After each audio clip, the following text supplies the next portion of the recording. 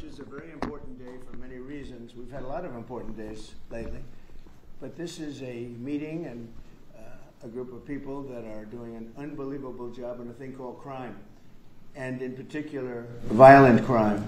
Today we're going to be discussing it, and I watched as a very incompetent mayor from Chicago said, well, what do they know?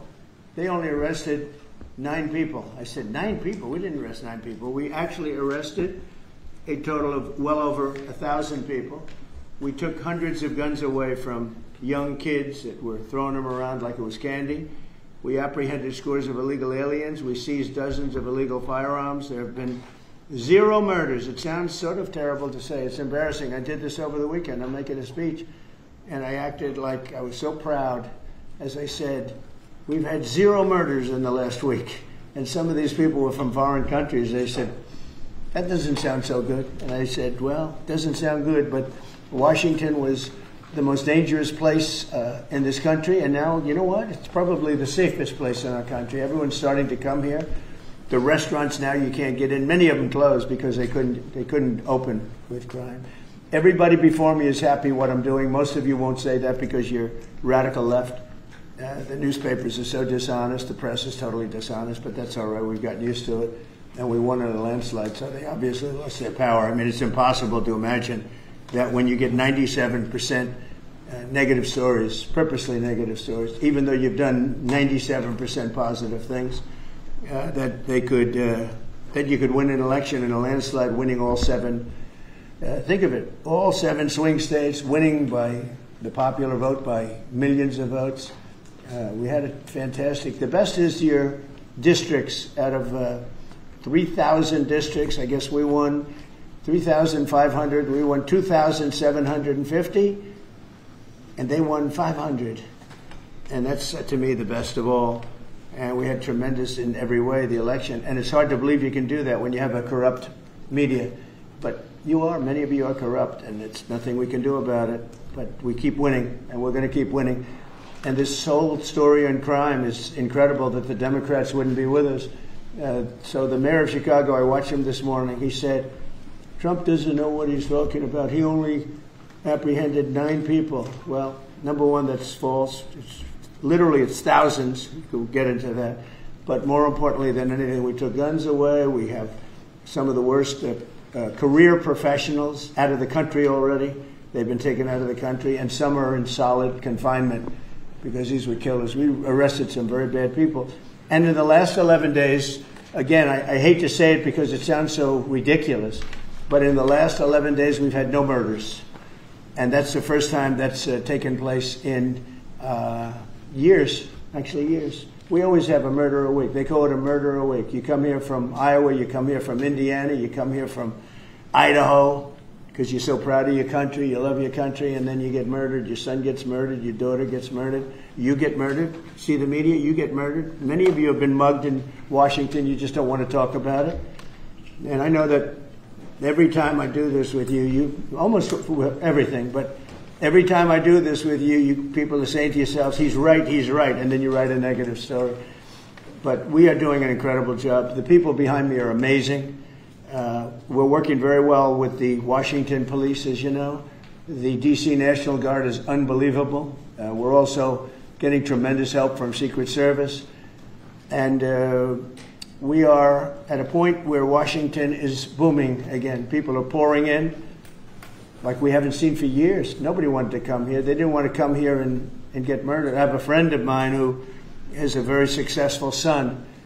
And I said, where is your son going to be this weekend? He said, he's going to Washington with his friends. I said, really? Yeah, he's wanted to do it for 4 years, but he couldn't do it because it was so unsafe. And he's a tough kid, too. It's so unsafe.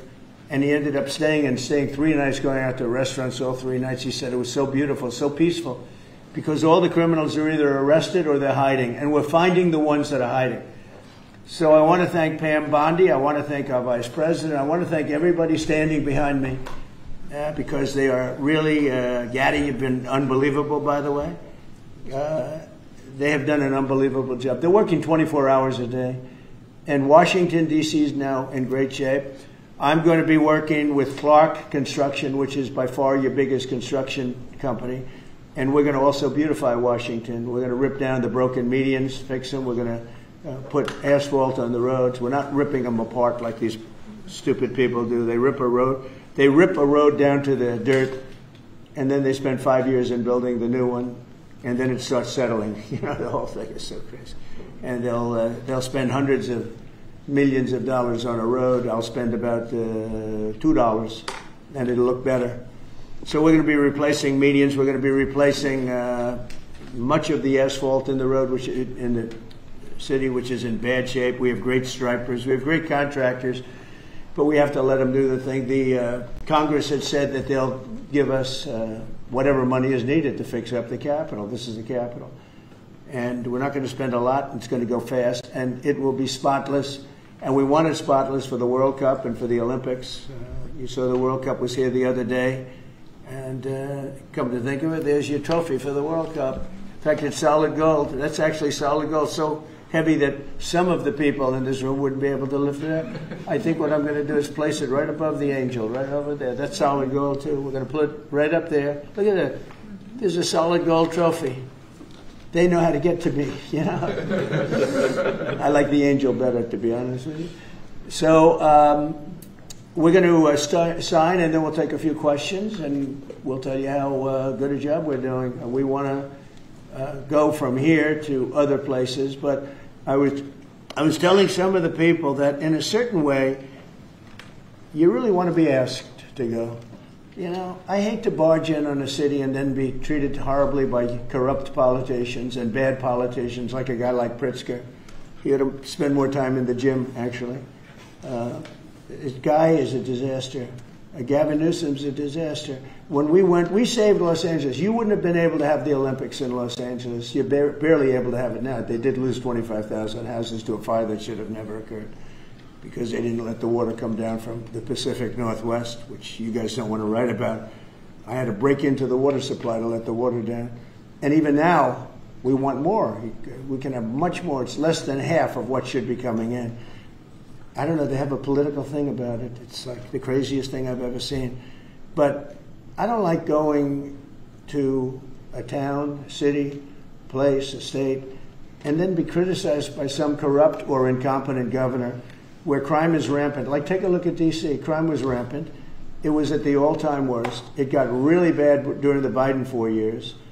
And then I have a mayor stand up and say how crime has reached a 30-year low. 30-year low. People are being killed left and right. And it's not a 30-year low. Think of it. So for 11 days, there have been no murders. The record goes back years where that's happened. They haven't seen that happen in years. And then people stand up, and instead of thanking us, which they should do, and she's not that bad. She's better than most. But, you know, you have people, I watched in Illinois, Chicago, Illinois is a disaster. I have property there. It's a disaster what's going on in Chicago. And you get Pritzker, he's violating our rights.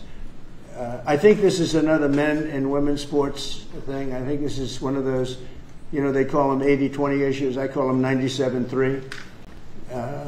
I think the Democrats better get smart. And, you know, politically, I hope they don't. But actually, in terms of love for the country, I hope they do, because it would be good to work together. So I'm thinking about, you know, when I have some slob like Pritzker criticizing us before we even go there, I made the statement that next should be Chicago, because, as you all know, Chicago's a killing field right now. And they don't acknowledge it. And they say, we don't need him. Freedom, freedom. He's a dictator. He's a dictator. A lot of people are saying maybe we like a dictator. I don't like a dictator. I'm not a dictator. I'm a man with great common sense, and I'm a smart person. And when I see what's happening to our cities, and then you send in troops, instead of being praised, they're saying you're trying to take over the republic. These people are sick. But I'm really saying, and I say this to all of you, in a certain way, we should wait to be asked, because they have cities that are so under control, you know, out of control. So we go in and fix it. They take the full credit for it, and they go out and say, I heard it this morning.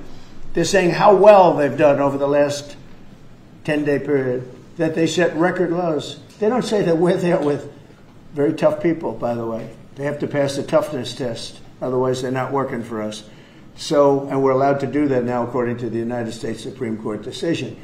Now, they have to pass a toughness test. If they're not tough, we don't want them for this job. They might be great for other jobs, but not for this job, because they're respected. You saw the gang of kids. They were all huddled up, and a group of soldiers walked up. They never even got over. Those kids ran back to their homes or wherever the hell they came from. They were gone. This is one of the safest cities right now in the world, as crazy as that sounds. And it took 7 days. It took really 3 days, but we're now in our 11th day. So I want to thank you. So we had all of these things, 439 illegal alien criminals have been removed, and we have 6 known gang members, some of the worst leaders of gangs anywhere in the country, MS-13 and Tren de Aragua. We have 2 missing children that have been recovered. They thought they were gone. We brought them back to the family. The family started crying. They couldn't believe that they saw their child again. 49 homeless encampments have been removed. Like, we have the head of South Korea coming in a little while, the president, and he drives down the street. Already, his people have told me, he said, what happened? It's so clean. We always came here, it was filthy dirty with homeless and papers all over the road. That's the other thing. Those roads are swept immaculate.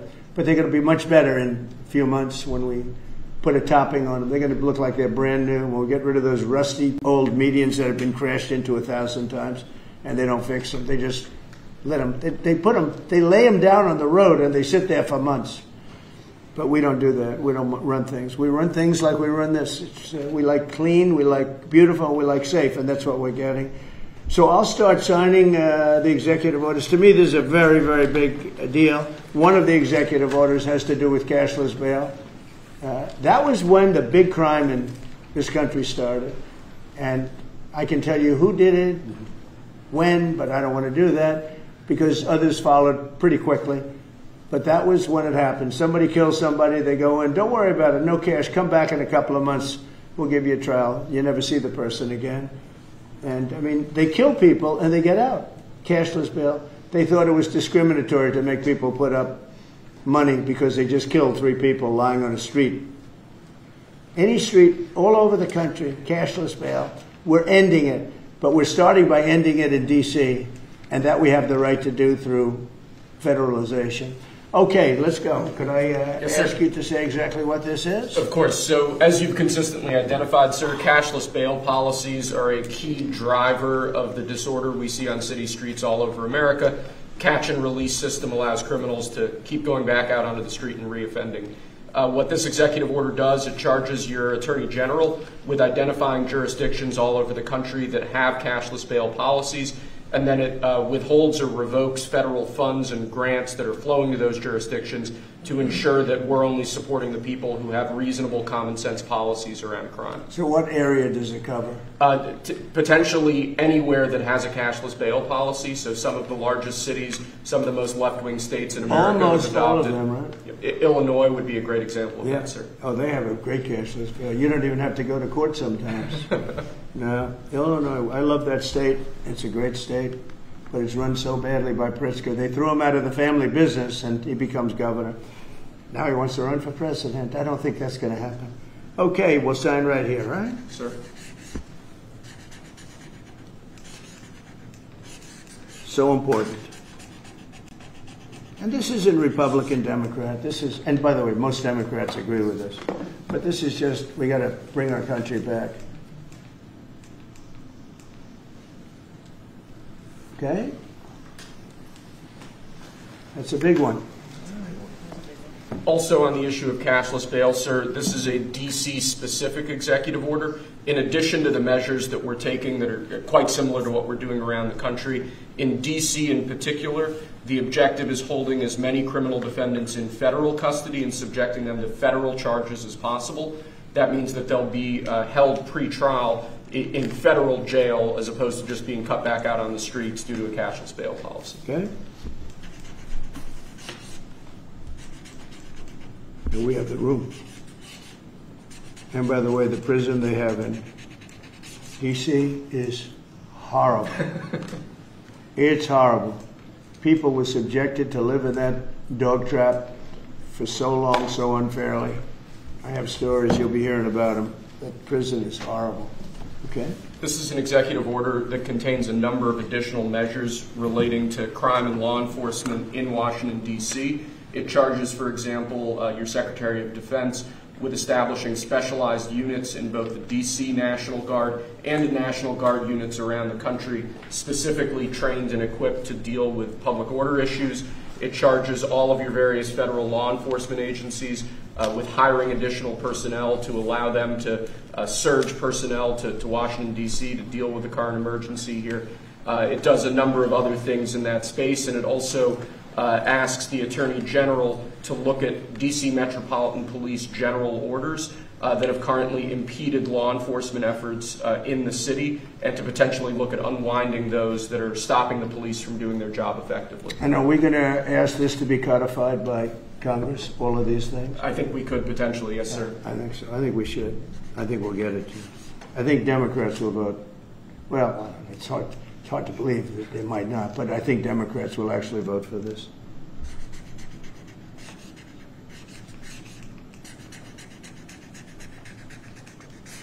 There's no auto pen that can do that. Right? Look at that, Pam. Is that a good signature? Seriously, is that a good signature? Who can write like that? Nobody. I don't know. That's the other thing. I assume we're looking at the whole auto pen scam. Sir. Because the person that ran it said he spoke to it briefly twice about nothing. That means that all those pardons that he gave to some very bad people, very unpatriotic people, very evil people, it looks to me like those pardons are worthless. Because, number one, you shouldn't use an auto pen, very specifically. But if you do, it has to be a very good reason. And they have to know that the president wanted it. The president didn't want this. The president didn't know he was alive, okay? He never approved any of this stuff.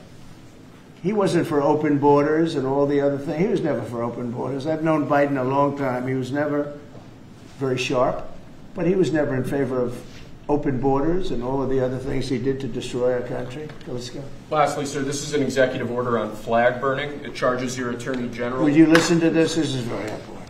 Flag burning. All over the country, they're burning flags. All over the world, they burn the American flag. And as you know, through a very sad court, I guess it was a 5-4 decision, they called it freedom of speech. But there's another reason which is perhaps much more important. It's called death. Because what happens when you burn a flag is the area goes crazy. If you have hundreds of people, they go crazy. You can do other things. You can burn this piece of paper. But when you burn the American flag, it incites riots at levels that we've never seen before. People go crazy. In a way, both ways. There are some that are going crazy for doing it. There are others that are angry about them doing it. Do you want to discuss that? Sure. So what the executive order does, sir, it charges your Department of Justice with investigating instances of flag burning, and then where there's evidence of criminal activity, where prosecution wouldn't fall afoul of the First Amendment, and instructs the Department of Justice to prosecute those who are engaged in these instances of flag burning. And what the penalty is going to be, if you burn a flag, you get 1 year in jail. No early exits, no nothing. You get 1 year in jail. If you burn a flag, and what it does is incite to riot. I hope they use that language, by the way. Did they? Yeah, incitement is incite to riot. And you burn a flag, you get 1 year in jail. You don't get 10 years, you don't get 1 month. You get 1 year in jail, and it goes on your record. And you will see flag burning stopping immediately, just like when I signed the Statute and Monument Act. 10 years in jail if you hurt any of our beautiful monuments. Everybody left town. They were gone. Never had a problem after that. It's pretty amazing. We stopped it. But this is something that's, I don't know, in a certain way it's equally as important. Some people would say it's more important. Because the people in this country don't want to see our American flag burned and spit on. And by people that are, in many cases, paid agitators. They're paid by the radical left to do it. You talk to these people, they don't even know, half of them don't even know what they're doing. They say, I don't know, they gave me money to do this. I see the same things that you do. They're bad people. They're trying to destroy our nation. That's not working, because I think our nation now is the most respected nation anywhere in the world, by far. You saw that with the European leaders on Friday. You saw that with NATO, where they agreed to go from 2% no pay to 5% fully paid up, trillions of dollars paid, where they respect your president to a level that they jokingly call me the president of Europe. They call me the president of Europe, which is an honor. I like Europe, and I like those people. They're good people. They're great leaders. And we've never had a case where 7 plus really 28, essentially 38 countries were represented here the other day. 38 European countries were represented. European and other countries were represented. And it was a great meeting. But your country is respected again. I say it all the time. 1 year ago, our country was dead. Everybody said it. We had a dead country. We were not going to survive. Now we have the hottest country anywhere in the world. So it's an honor to be involved. And this group has a lot to do with it, right behind me.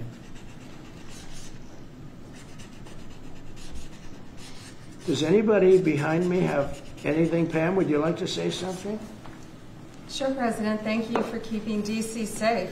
You know, just a couple examples of a mother, a single mom, whose house was burglarized, and the defendant got out on cashless bail, went back the next night and burglarized her house again. That's why this is so important. A man got in a fight with another guy. He had a gun. He was let out. Next night, he got up, went back, and killed him. So that's why it's so important, President, what you're doing. And thank you for protecting the American flag. And we'll do that without running afoul of the First Amendment as well.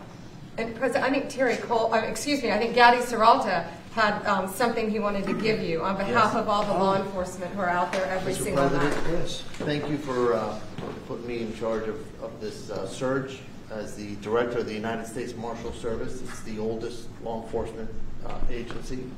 It was created in 1789. So on behalf of all the federal law enforcement agencies that we're working with and those that have yet to join the team, we thought it was only appropriate to present you with an honorary United States Marshal Service badge. And this badge comes with this little item right here, which is a handcuff key, Mr. President, because you continue through your policies and your efforts with your staff to unhandcuff law enforcement officers all over this nation. And I can tell you personally that they thank you for that. Thank you. That's beautiful. So you can continue unhandcuffing law enforcement. That's a very great honor. I'll save that and put it someplace up, which is important. Thank you very much, Gary. Appreciate it. Thank you very much. Really nice. Thank you. That's very nice. Thank you. Well, we love those people. They're brave and they love our country, and they don't want to see it. Do you know how many people volunteered for this job? And before I ask the VP to say a few words, because he feels very strongly about it, I think it's very important, Pam, that when we do this, that a state required, they come and ask us. I mean, I see Pritzker saying, we don't want them. In the meantime, his city is being shot to hell. And they do that politically. And they probably do want it. If we didn't go to Los Angeles, you would literally have had to call off the Olympics. It was so bad.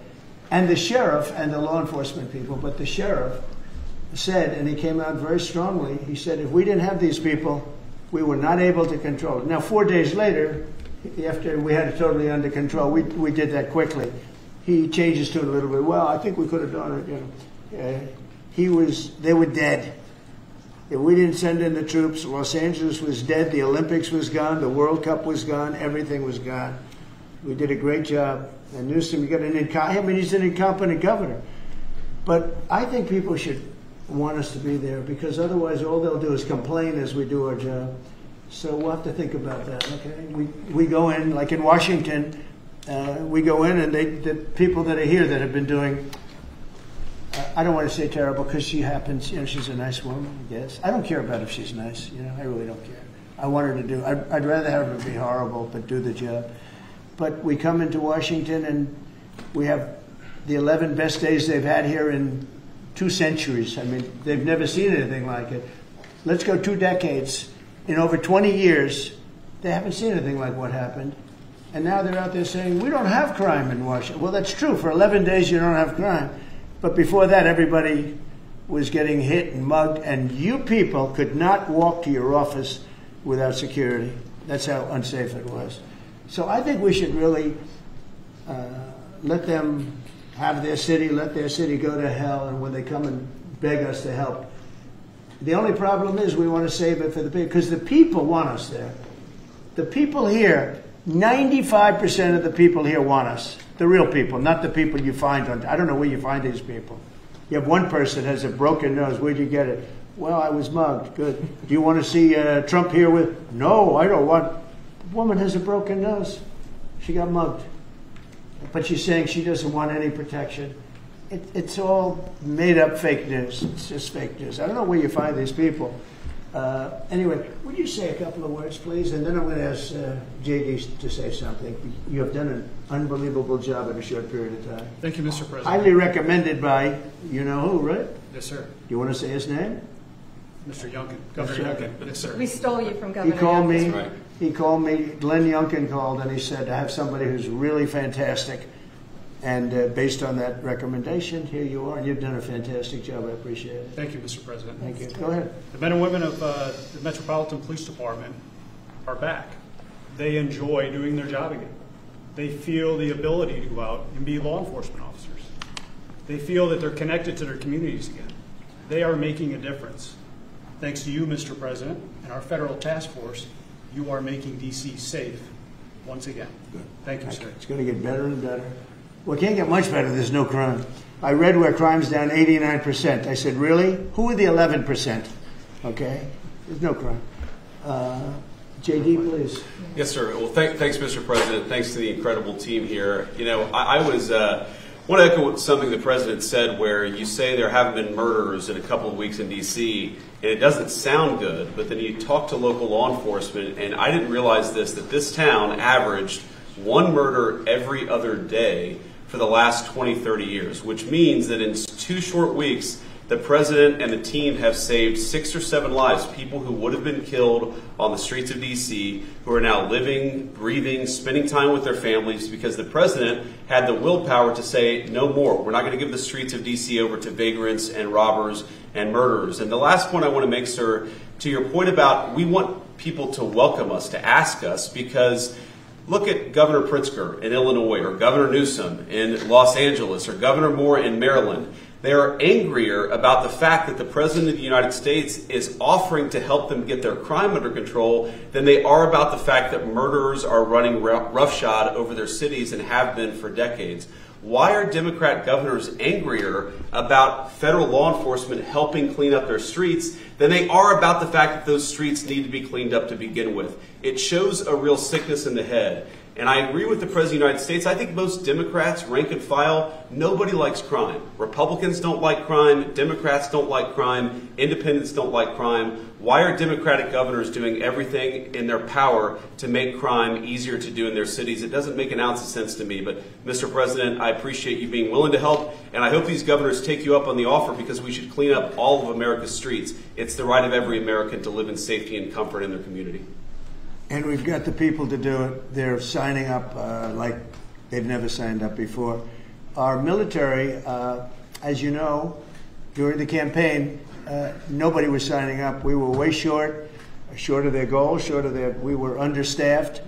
Nobody wanted to be in the military. Nobody wanted to be a policeman. Nobody wanted to be a fireman. They didn't want anything to do with the country. We had an incompetent, grossly incompetent president who, frankly, should not have been there. He should have never been there. The damage he did to this country is incalculable. I mean, just what he has done. So much of our effort are getting murderers and jailbirds and people out of this country who are drug dealers at the highest level. So much of the energy of people that he led in, it was an unforced error. But I don't think they think it's an error. But I don't believe he believed it. It was the radical lunatics that surrounded this guy at this desk, who are brilliant people, but with the wrong philosophy. There were some brilliant people, but they're evil people, and they're going to be brought down. They have to be brought down because they really hurt our country. But we're getting it back very quickly. And I'll tell you something. Our country's now is stronger. I think we're more respected than we've been respected in 100 years. It's a whole different ballgame. JD, could I ask you, Yes, sir. You gave a stat on murders here. What were the numbers? You said in a short period of time how many people were murdered? Local law enforcement told me, sir, that in the past 20 or 30 years, D.C. has averaged a murder every other day. That's, 200 murders a year, 150, 250, but about every other day a person has been killed on the streets of Washington, D.C. We've been doing this for 2 weeks. 0 people killed. That's real lives saved that the media and, frankly, the entire Democratic Party should be saying, thank you for saving lives instead of attacking the President of the United States for doing so. When a person, unfortunately, will probably happen at some point when a person's murdered in D.C., it's going to be the biggest story maybe in history. Right? Yes, sir. Somebody was murdered in D.C. Trump is failing. No, we're not failing. We have a safe city. This is maybe the safest city in America right now. That's how good it is. And it would be nice to be appreciated. These people eventually, they're going to have to be appreciated for what they're doing. And they're going to have to be appreciated by the officials that are really happy when we go in because they've lost control of their place. Steve Miller, please say a few words. Thank you, sir. So just to, first of all, follow up on what the Vice President said. No police officer working in the city can remember a time in their lives when there has been no murders. You can work at the police department for 20 years, 30 years, your whole life. We've checked the records. No one can even find a record of being murder-free for as long as you've been murder-free under President Trump's leadership.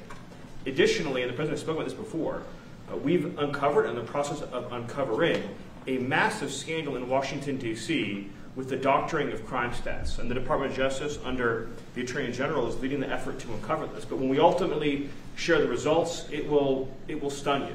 The extent to which, even though D.C. had the worst crime in America, honestly measured, it dramatically understated how bad it was. There's even accusations that murders and homicides were reported as accidents instead of murders. I mean, this is how severe the manipulation of the crime data has been in this city, and it will all be uncovered and it will all be brought to light. I've had a chance to spend some time, as does everyone here, with the police officers in the city. Members of the public are going up to them and thanking them, just overflowing with gratitude, because for the first time in their lives, they can use the parks, they can walk on the streets. You have people who can walk freely at night without having to worry about being robbed or mugged. They're wearing their watches again. They're wearing jewelry again. They're carrying purses again. People had changed their whole lives in this city for fear of being murdered, mugged, and carjacked. It is a literal statement that President Trump has freed 700,000 people in this city who were living under the rule of criminals and thugs. And the last thing I'll say is that under the efforts of Terry, to my left and many here, what they found also is that the street criminals here in Washington, D.C. were doing business directly with the transnational criminal cartels, the foreign terrorist organizations. So not only was the city being run by these criminal thugs, but they were working with some of the most dangerous terrorist organizations on the planet to traffic weapons and drugs into this city. And what we are uncovering every day is shocking to us, and we look forward to sharing all the results with you. But President Trump, your leadership has uncovered some of the great public safety scandals of our life, and now because of you, people are safe and free for the first time ever in this city. Thank you very much, Steve. In Los Angeles, Beverly Hills is, a great place. I have a house there. I had a house there. I used to spend a lot of time there. And a great place. Do you know that I have friends, they leave their trunk open for their car because they know they're going to be vandalized. They don't want the trunk ripped off in order for them to steal what's in the back. They leave the doors open so when they go in to steal the radio or whatever they take, that they don't rip off the door. They leave the doors totally open so the criminals, when they go and open the door, they'll have to break the windows and kill the car in order to steal whatever it is in the car that they're looking for. And that's at a level that nobody's ever seen before. Nobody lives like that. I have another friend, he has a garage, and in order to save his garage door, he leaves it open so that people can just walk into his garage, take whatever they want, and leave. But all the cars so many cars, I've been told this by many people, stars, big people, they leave their doors open so the doors aren't destroyed by these criminals. All over Los Angeles this is taking place. And you know that. I mean, you've heard that. Christy, could you say a few words? Sure. Well, Mr. President, I think one of the most impactful statistics that you used today was of the 1,000 arrests that have happened already so far, 439 of them were illegal criminals, which means they never should have been in this country to begin with. That they were in this country, invaded over our southern border or our northern border or maritime seas, and then they committed crimes against the American people. So by getting those individuals incarcerated, we've stopped those violent crimes from happening here in the city. And sir, they do. Exactly like Stephen was talking, they have ties to cartels. They have networks across this country and other cities. So by what you're doing here is going to have a ripple effect in Miami, in Chicago, in other cities, because you're grabbing those networks and giving us information and targeting information to go and get more criminals across this country. So thank you for the work that you're doing. We have ICE and CBP, Federal Protective Services, Secret Service, HSI, all of our officers are working with all the other agencies every day here in DC, and they're so proud to have this kind of partnership. So they're so glad that you're letting them do their jobs again. And I don't know if you've heard, sir, but the recruitment campaign for ICE, when we were going to hire 10,000 new officers, we've got over 130,000 people that have applied and raised their hands and said they want to work with ICE. So no matter what the fake news says or what the media says about ICE not having support, they've got incredible support from the American people. People want to join them and help them do what they're doing to make America safe again. So thank you for the I was going to say that our recruitment drive, so it was dead. During the campaign, they couldn't get, every story was the Army can't fill up, the Marines, none of them could fill up. They were way behind. We couldn't get anybody to go into the military, couldn't get any police. We have just set records on everybody wants to be in. Everybody wants to go in. And we're taking incredible people. I mean, the level of, because of the Supreme Court, it's based on merit. It's all based on merit now. It's not based on anything else. You got to, if you need strong people, you have to get strong people. It's all based on merit. But we're setting records in the Army, Navy, Air Force, Marines, the Coast Guard. One of my favorites, because I happen to have created it, Space Force. We're very proud of Space Force. It's amazing what it's doing. We're leading in space now. China was killing us. Russia was beating us. China was killing us. We're now killing China. We are leading in space by a lot because of Space Force. So we're very proud. But everybody wants to go in. We went from not, and you know how bad that is for the spirit when every story that you were writing a year ago was that nobody wants to go into the military anymore. And if you're in the military, you know how deflating that is? You go home to your family. Nobody wants a job that you have. Well, now it's the opposite. Everybody wants to be there. And that includes police and fire and everything else. You're doing a good job. Thank you, sir. You're stopping a lot of wars. just the presence we're stopping. We've stopped 7 wars. And really, the number is actually 10. We're not including a couple, and we're not including in there what we did with Iran, stopping their nuclear play. They would have had within a month or two, they would have had a nice big nuclear weapon to use. That's not going to happen. That won't happen. Pete, go ahead, please. Yes, sir.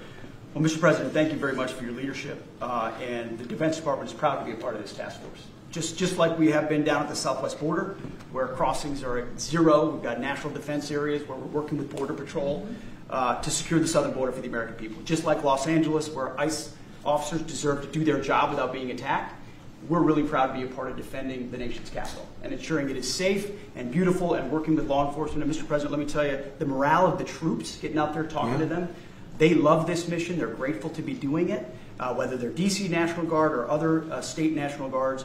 And at your direction as well, sir, it's just common sense to make sure they're armed as well. And so we're rolling out ensuring they're armed, capable of defending themselves and others if need be, supporting law enforcement, and we're proud to be there, sir. Well, look at the mission you just accomplished with Iran. 36 hours back and forth, flawless. Every bomb hit its target. They went right down those chutes, dark at night, no moon, no nothing. Every target, every bomb went right down. They have a chute that goes right down deep into the mountain. And they shouldn't have put ventilation in, I can tell you, because we used that for our advantage.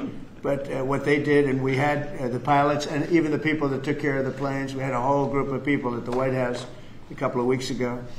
And, you know, I didn't realize this, but they said, we've been looking at their predecessors, and then these were the pilots. They said, we gave them beautiful medals. And I'll show you the medal. Gave them a medal just like this. See? Just like that. They were so happy. We gave a lot of them out for that. It was an incredible job. You know, we had 52 tankers. People don't realize, so that they could refuel. We had many fighter jets, F-22s, F-35s. We had many. It was an amazing operation. It was flawless. Compare that to the operation when they went in with the helicopters crashing and everyone running around the desert, and the prisoners being taken, and that was Jimmy Carter. And what a horrible thing. This was the exact opposite. This was the exact opposite of what they did in leaving a very, very nice place. The Taliban runs a tough operation in Afghanistan, and I think it was the most embarrassing day in the history of our country. That was Biden. I was leaving, and we would have left through strength, tremendous strength. We would have kept Bagram, which is the air base, one of the largest runways in the world, one of the most powerful. You could land anything on it, many, many feet thick. You don't build them that way anymore. You can't. But we left it, and now China's occupying that air base. This was the most incompetent administration in history, the Biden administration. And you're just lucky that they lost, because if they won, you wouldn't have a country anymore. And so, Pete, you started up by saying the Department of Defense. And somehow it didn't sound good to me. You know, it didn't sound good. Defense, what are we defense? Why are we defense? So it used to be called the Department of War. And it had a stronger sound. And as you know, we won World War I, we won World War II, we won everything. Now we have a Department of Defense with defenders. I don't know. If you people want to, standing behind me, if you take a little vote, if you want to change it back to what it was when we used to win wars all the time, that's okay with me. All right? That's coming soon, sir. You let me know if you want to do it. I think Department of War. It just sounded bad. He said, sir, on behalf of the Department of Defense. Defense. I don't want to be defense only. We want defense, but we want offense too, if that's okay. So you'll make a decision. But, you know, as Department of War, we won everything. We won everything. And I think we're going to have to go back to that. In the meantime, I've stopped all of these wars. I've stopped them. A big one would have been India and Pakistan. But we stopped them all. We stopped 3 wars. Go to Africa. They like to say, oh, you know, let me tell you, I love black people. And I did great with the vote with the black people. But they say, he's a racist, he's a racist. I said, really? For 35 years, a war raged between Rwanda and the Republic of the Congo. And it was a vicious war. 9 million people were killed with machetes, largely. Hatchets, machetes. That went on for more than 30 years, but 34, 35 years. And I stopped it. In fact, the presidents are coming in a week or two to sign. We have the foreign ministers. It's all signed. The war stopped. But I got it stopped and saved a lot of lives. The Congo. That's deep into deepest, darkest Africa. I got that war stopped. Nobody else could have done that. We did a lot of jobs. We did a lot of wars were stopped that nobody thought would even be possible. And I'll tell you what, the war with India and Pakistan, that was the next level. That was going to be a nuclear war. They already shot down 7 jets. That was raging. And I said, you guys want to do trade? We're not doing any trade. We're not doing anything with you if you keep fighting. You got 24 hours to settle it. They said, well, there's no more war going. And I used that on numerous occasions. Trade. I used I used whatever you had to use. But we got 7 of them stopped. And the one I thought would be easiest, frankly, was going to be Russia and Ukraine. But that turns out to be some big personality conflicts. It's one of those things. But we're going to get that stopped eventually. We're going to get that stopped too. 7,000 soldiers died last week. Think of that. 7,000. I usually say 5,000, but 7,221 soldiers died last week in the fighting between Ukraine and Russia.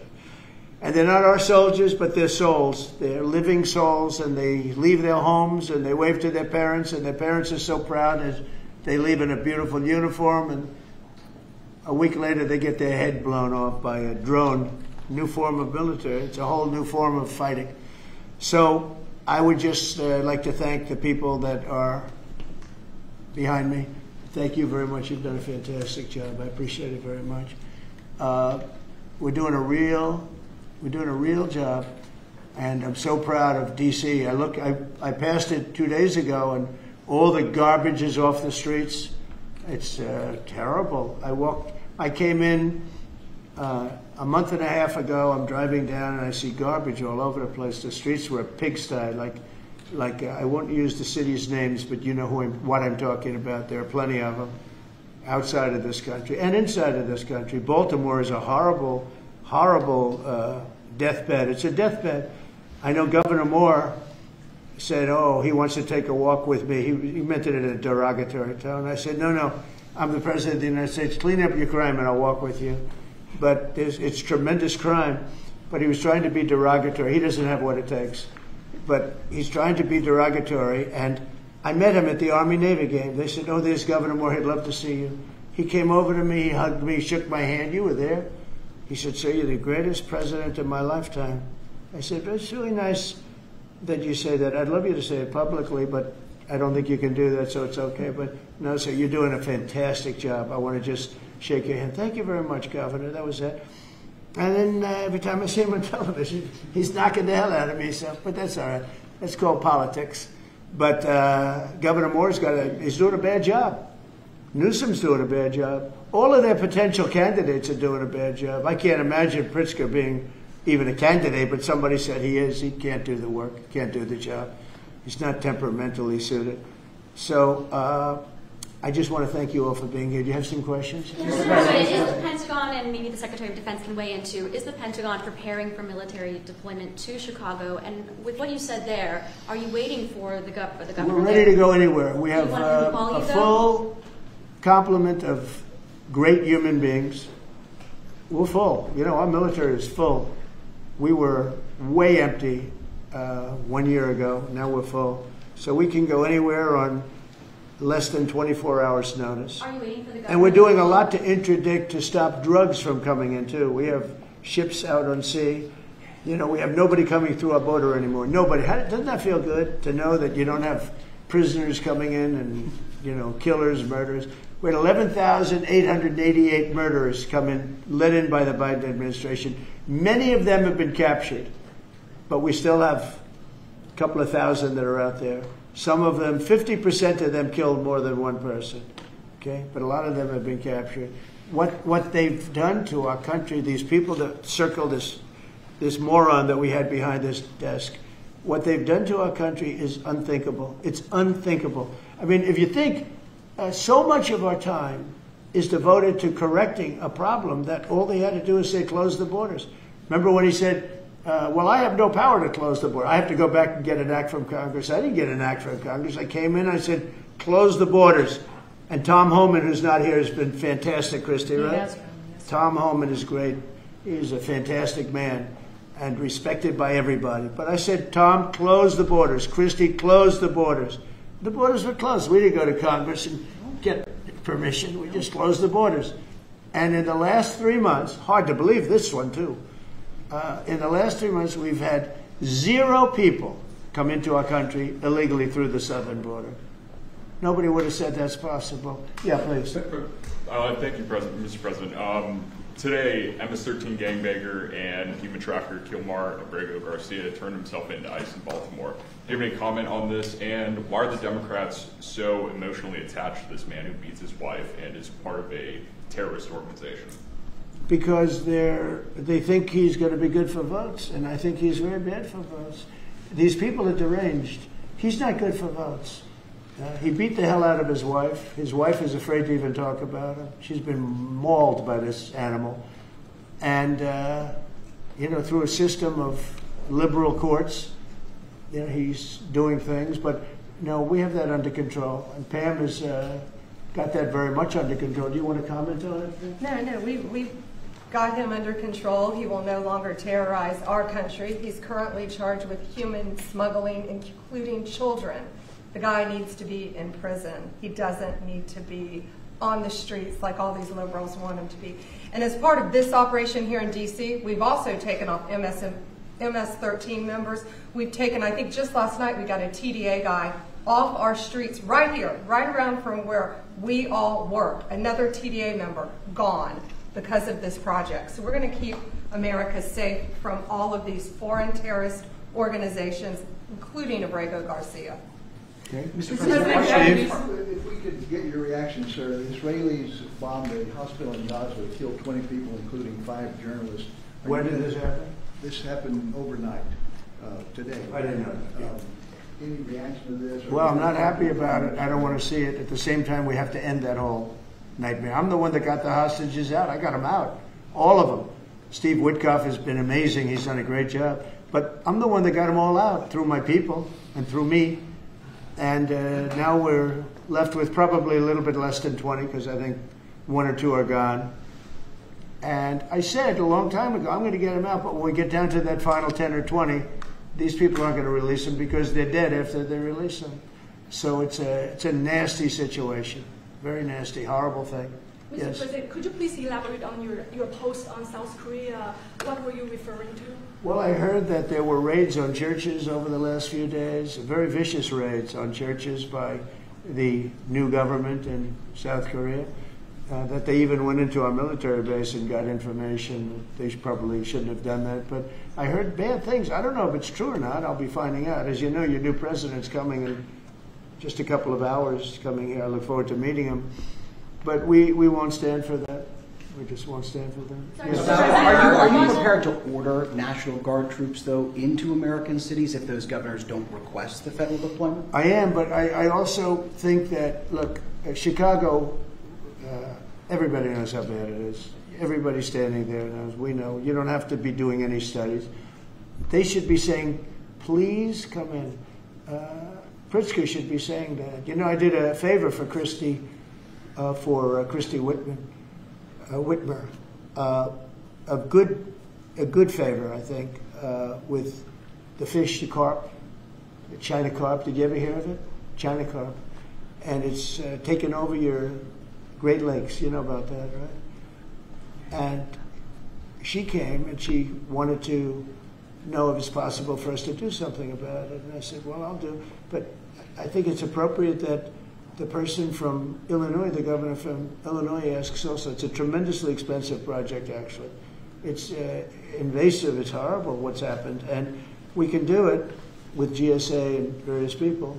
But we can do it. We're going to just have to see what happens, okay? We're going to have to see what happens. But you have the legal authority. But the governor of Michigan came, was very respectful, asked for it.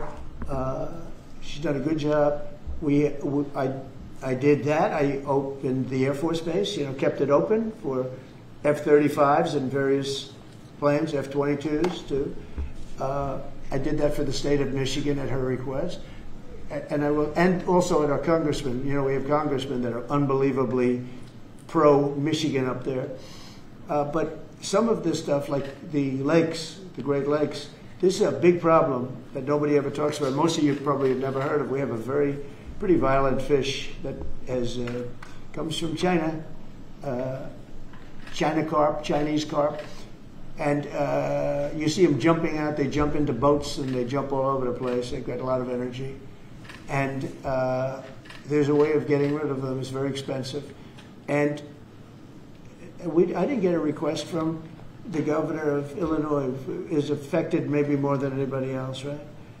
And I think until I get that request from that guy, I'm not going to do anything about it. And I feel the same way about crime. We go in, we will solve Chicago within 1 week, maybe less, but within 1 week we will have no crime in Chicago, just like we have no crime in D.C. But, I don't like to go in and do it and then have somebody stand up and say what a great job he's doing on crime. And we don't want the military in our state. We don't want the military. Do you understand? Do you understand that? Yeah, these governors will say. So I don't know. So we're going to have a little meeting. I think, I feel like we go in and we do it, like here.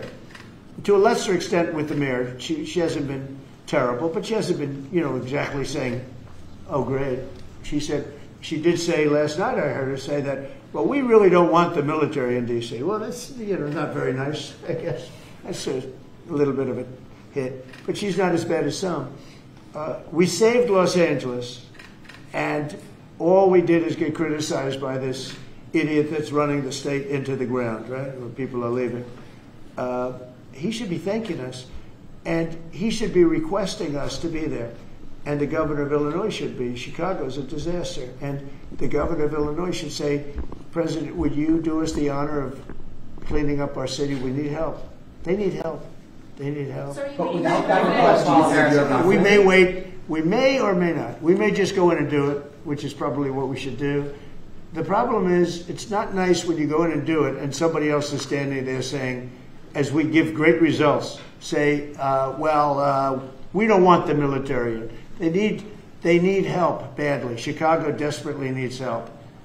Just look at the crime statistics. Look at the statistics that JD said about, even I didn't know it was that bad. That's terrible. But all I know is we're being celebrated because we went an entire week. Now it's 11 days.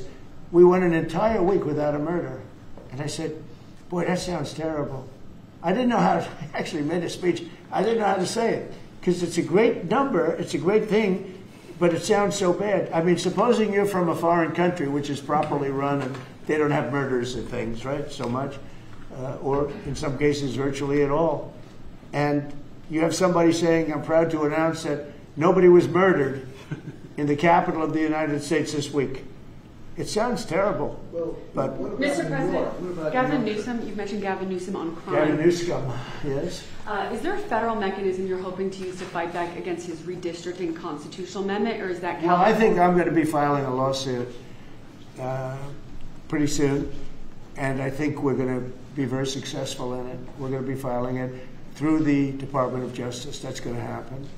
And we're also going to be filing a lawsuit on blue slipping. You know, blue slips make it impossible for me as president to appoint a judge or a U.S. attorney because they have a gentleman's agreement. It's nothing memorialized. It's a gentleman's agreement that's about 100 years old, where if you have a president like a Republican and if you have a Democrat senator, that senator can stop you from appointing a judge or a U.S. attorney. In particular, those are the two, I guess anything, but those are the two that are very important. So we have numerous states where we have unbelievable people. Now, Jay Clayton was just approved in the Southern District, but he was so good. He was a top student, top schools, top everything, went to Sullivan and Cromwell, became the head of Sullivan and Cromwell, came down here, was Securities and Exchange Commission, ran it for 4 years during my term, like impeccably, beautiful job. He did an incredible job. And we went to court, and the judges, Democrat judges, voted that he could. That's the only way you get by it. But generally speaking, you can't do that because you'll have judges from the other party. So Jay Clayton just got approved, and he's in, but he didn't get approved by the senators. He got approved by the court system in New York, which was a great thing. And I had a big victory in New York, I might add. I saved myself $500 million with a fake, corrupt attorney general, a really corrupt person with a corrupt judge who was disgraceful, and they're being mauled right now by everybody. It's so corrupt, and it kept business out of New York, stuff like that. But the appellate division vacated all of that stuff that you read about, and we're going to do a big number on that whole thing. You can't have a corrupt court system. You can't have that. You have to have borders, and you have to have a free press. Otherwise, you don't have a country. But you'll be hearing about the blue slipping, because if you have you don't need two senators. You just need one Democrat senator with a Republican. The only person that I can get approved are Democrats or maybe weak Republicans, but we don't want that. But the only person I will be able to get approved in any of those states where you have a Democrat will be. I can't get a U.S. attorney. I can only get a Democrat U.S. attorney. And this is based on an old custom. It's not based on law, and I think it's unconstitutional, and I'll probably be filing a suit on that pretty soon. Yeah, please. During the campaign, you called Kamala Harris a communist, but the Biden-Harris administration, they never called for nationalizing a private company with the federal government like you're proposing with Intel.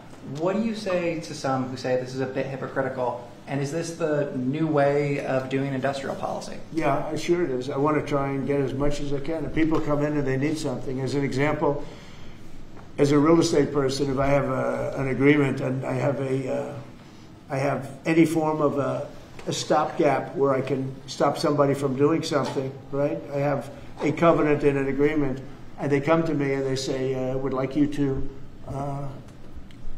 do something, but you have us restricted. if I do that, they usually have to pay. Now, in the case of Intel, it was interesting, but I hope I'm going to have many more cases like it. Intel came in. I met with the gentleman. I had a lot of respect for him. He came in under a little bit of a cloud. I liked his story. I thought he was good. I think he really means to do a good job with Intel. I said, I'd like to ask whether or not you'd give because the story, a lot of people said I invested in Intel. I didn't invest, but I invest my heart in it and my soul because I want the country to be strong.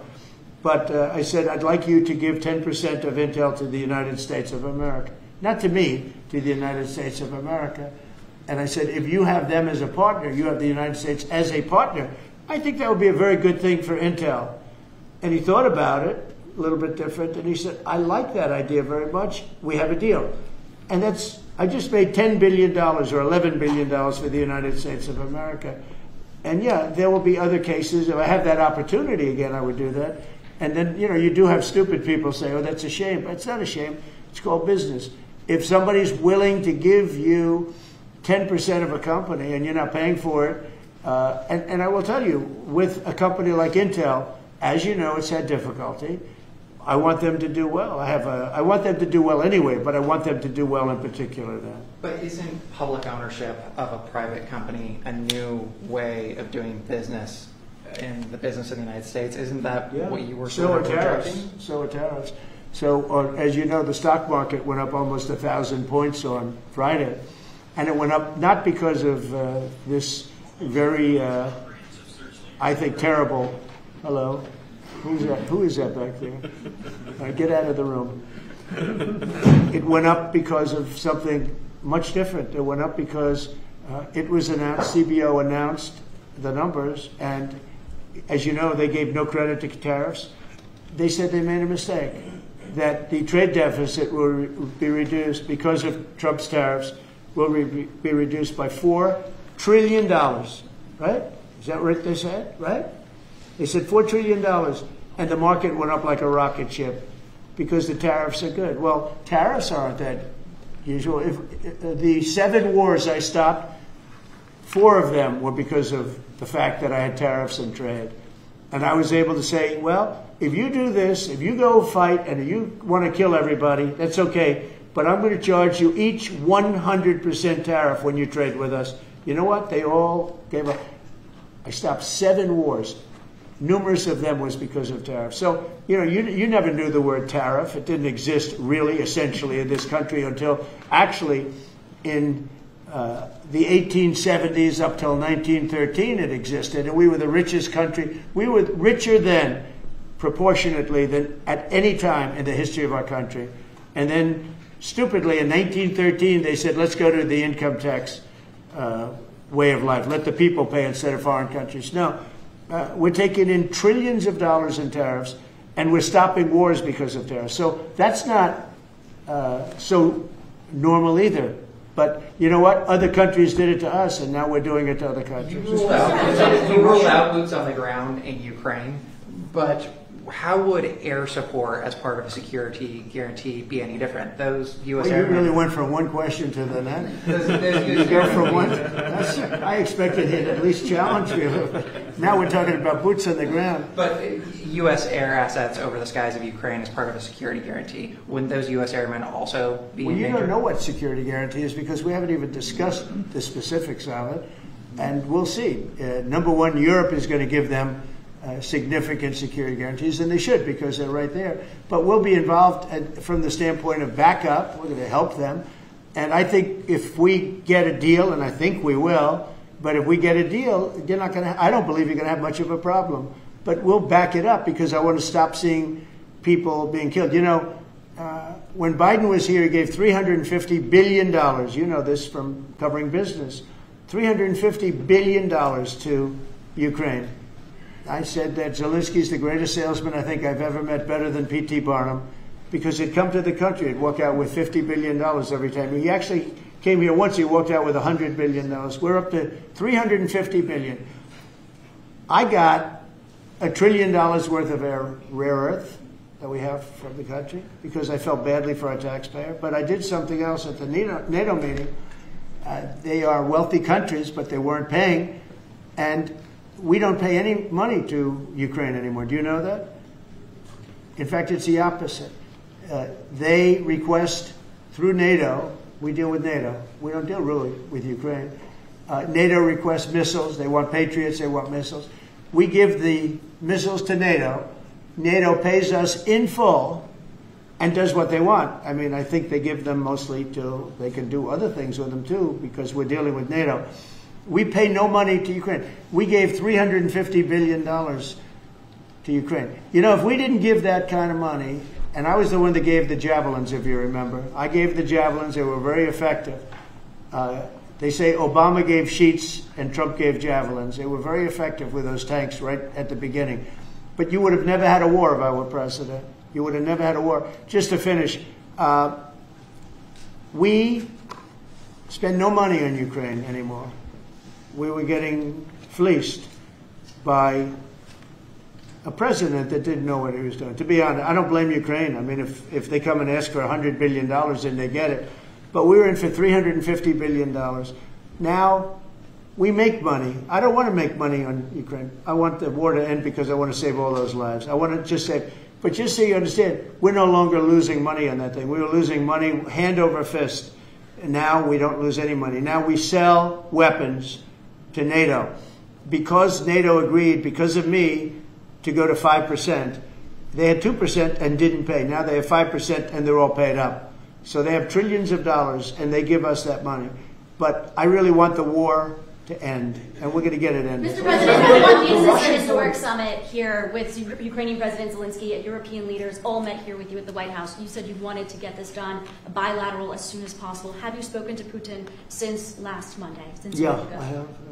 What is your conversation? Or can you share? Every conversation I have with him is a good conversation, and then unfortunately a bomb is loaded up into Kiev or someplace, and then I get very angry about it.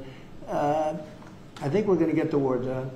It's tough. I thought that would be, of the 7 that I settled, I thought that would be the easiest of the group. See, you never know what's going to happen. You know, war, strange things happen in war. The fact that he went to Alaska, our country, I think was a big statement that he wants to get it done. That was not easy for him to go to Alaska, you know, for him to come here. But the fact that he showed up on a very successful day, it was a very successful day for other things. Because, you know, we're also talking about missiles, nuclear. We're talking about a lot of different things. We're talking about limiting nuclear weapons. We'll get China into that. We have the most. Russia has the second most, and China has third, but China is way behind, but they'll catch us in 5 years. We would like to denuclearize. It's too much power, and we talked about that also. That's part of it, but we have to get the war over with. On Baltimore, sir. Thank you. On Baltimore, you said that you are going to have to reconsider bridge funding. Is that contingent on Westmore cleaning up the streets? No, we were very generous to him on a bridge. You know, a boat ran into a bridge and the bridge came down like I've never seen anything. The boat was just, it just shows you the mass of that boat, the power of that boat. You know, people were up on that bridge, painters. They were painting the bridge and they were watching it happen. And they thought they were very safe. They all died. They were painting the bridge, can you imagine? And they watched the boat. The engines were off, and they watched the boat, and the power of that boat, the mass of that boat, went right through that steel just like it was nothing. It's amazing. It's called mass. Mass is a big deal. But the mass of that boat, those people all died. But they thought they were totally safe. 2 of them were eating their lunch. They were, you know, whatever. They were watching it. They could have gotten off. Somebody did a very good job. A police officer called in and said, close the bridge, and he did it with power. Get everybody off the bridge, close that. That guy should get a medal because he stopped the bridge. A lot of people would have died. A lot more people would have died. The ones that died were the workers on the bridge. And they thought there was no danger because, you know, it's a big steel bridge. And it came down like toothpicks. It was incredible to watch that. It was just, and they died. They all died. But that police officer, again, the police do a great job. The police officer did an amazing job. And I heard the tapes. He would say, get everybody off. Most people wouldn't have said that. You know, when you see a thing like that, you assume it's going to, you know, tap the bridge and it's going to be rebuffed. The thing just came down. I've never seen anything like it. So he did a good job. In fact, I think we should get him in for a medal. The man that gave the warning, I listened to him. Everybody get off screaming. Everybody off. He had the sense to realize that this could be a catastrophe as opposed to a ship that, because the engines weren't working, it was just floating. It's an amazing thing that a thing floating like that with no power just knocked it right down like it was nothing. So Let's do that. Let's give him a medal. I've been thinking about that. Mr. President, do you plan to investigate Chris Christie? Say what? Do you plan to investigate Chris Christie? Look, Chris is a slob. Everybody knows it. I know Chris better than anybody in the room. I always felt he was guilty. But what he did is he took the George Washington Bridge, which is very serious. He closed down the George Washington Bridge. And you had medical people, you had ambulances caught up. This thing was closed down. And obviously he knew about it. But he blamed the young lady that worked for him and another person, and they got into a lot of trouble. She ultimately was, I don't know, exonerated, but she got out of it a little bit. But she went through hell. She was a young mother, nice person. I knew her a little bit. And another man went to jail. And Chris got off. And so when I listen to Chris speak his hate, I say, oh, what about the George Washington Bridge? You know, tell me about the George Washington Bridge. He blamed other people, but he knew all about it. So no, I don't know if they want to look at it. It's not for me. If they want to look at it, they can. You can ask Pam. I think we have other things to do, but I always thought he got away with murder. Mr. President, you plan to make an endorsement in the Texas Senate race between Ken Paxton and John Cornyn? Well, I'll make up my mind. I like them both. The worst situation I have is when I have two people that I get along with well. I hate it. And they all want the endorsement. You know, I'm almost 100% of the people I endorse win. It's a great honor. And I got, as you know, I got the largest vote in the history of Texas by far. Nobody's ever gotten more votes in the last election. I think in all the elections, the 3 elections. But they like me in Texas. So people are waiting for me, but I'd rather not comment on it right now. I like both guys. They're both friends of mine. And they're both good and very different. There's some talk among congressional Republicans about another reconciliation bill. Where do you fall on that, and what would you like to prioritize? Well, I don't want to do cutting. I want to save all the different things. I'm going to cut things that are unnecessary, but the one thing I said, and I gave my word, we're not going to hurt anybody on Medicaid, Medicare, or Social Security. And in fact, we're doing great on Social Security. We found 300,000 illegals on Social Security. We got them out. And, you know, things like that make Social Security very, very strong. So, no, I am very big into certain things, and one of those 3, you could say 3 of those things are Medicare, Medicaid, Social Security. We're going to protect it. And so we'll see how everything works out. If we're talking about rescissions on other things, I'm always open to cost cutting. If we can cost cut, I like it. But nothing's going to happen to medical. We have something coming up, favored nations, where I'm going to be reducing drug prices by 1,500% where a pill that sells in Germany for $10 costs $150 here because of the bad price. And I was all set to do it, and then we had the COVID come up, and I had to focus on that because we had the greatest economy in history my first term.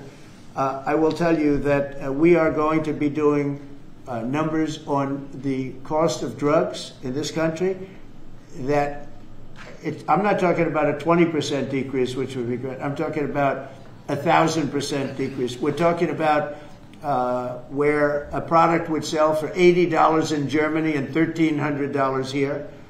And we're not going to do that. We were subsidizing the entire world, and we're not doing it anymore. I informed the drug companies. I informed the world. And if the world wants to, if countries in the world don't want to go along, then I'm going to put tariffs on those countries, and we'll make more money. But they have to go along with it. So this is moving along rapidly. Dr. Oz is in charge, Bobby's group, and they're doing very well. And we're getting great cooperation from the drug, because the drug companies know it's unfair. You know, for years they'd say, well, we had to do research, and we had to do. I said, I don't care. You had to do research for these other countries also. They are ready to go. And I'm ready to go. And, you know, if I pull that off, there's no way a Republican we'll lose an election. There's no way. All right, one more question. Steve, what's this guy? He's the nicest guy I know, and he asks the most vicious questions. Why do you think President Putin is so reluctant to meet with President Zelensky? Because he doesn't like him. He doesn't like him. You know, they don't like. I have people I don't like. I don't like to meet with them. Sometimes I do like to meet with people I don't like. So how do you get them together? They don't like each other, really. And if we had a real president instead of a guy that got in there with a fraudulent election, if we had a real president, that war would have never happened. Putin actually said, if Trump were president, it wouldn't have happened. Happened for a lot of reasons. Happened because of Afghanistan. When he saw how incompetent Milley was and all these guys were, I think he said, wow, this might be, because it was the apple of his eye. It would have never happened if I were president. Mr. President, you have built a relationship with Russian leaders and also North Korean leaders. As they are getting closer, how would that affect your diplomatic approach? Well, I have very good relationships with Kim Jong-un, North Korea. I mean, a lot of people would say, oh, that's terrible. No, it's good. In fact, someday I'll see him. I look forward to seeing him. He was very good with me. We had 2 meetings. We had 2 summits. We got along great. I know him better than you do. I know him better than anybody, almost, other than his sister. His sister knows him pretty well. No, I know him well, and I got along with him. You know, I'm not supposed to say I really like him a lot, because if I do that, I get killed in the fake news media. But I got along with him very well, and we had no problem. If at the time Hillary Clinton won the election, you would have had a nuclear war. You would have had a nuclear war. We're not going to have a nuclear war. Once that happens, it's over. We're not going to have a nuclear war. No, but Kim Jong-un will meet at some point. I look forward to it, actually. But do you notice that since I came into office, you haven't had a problem with him? It hasn't been, you know, he tests lots of rockets. He does have great capability, I will say that. But I think a lot of good things are happening for our country, a lot of really good things. And the thing we're here today to talk about is crime, and specifically in D.C. I am so proud of what these people, every one of them, what they've done in D.C., because to literally stop crime on a button. I'd walk down that street right now. If I were, friends of mine are going out to dinner now. They haven't gone out to dinner in 4 years. They were petrified. Half the restaurants closed because nobody could go because they're afraid to go outside. Now those restaurants are open, and new restaurants are opening up. It's like a boom town. It's a great thing to see, and I'm very proud of the people behind me. Thank you very much, everybody. Thank you, President.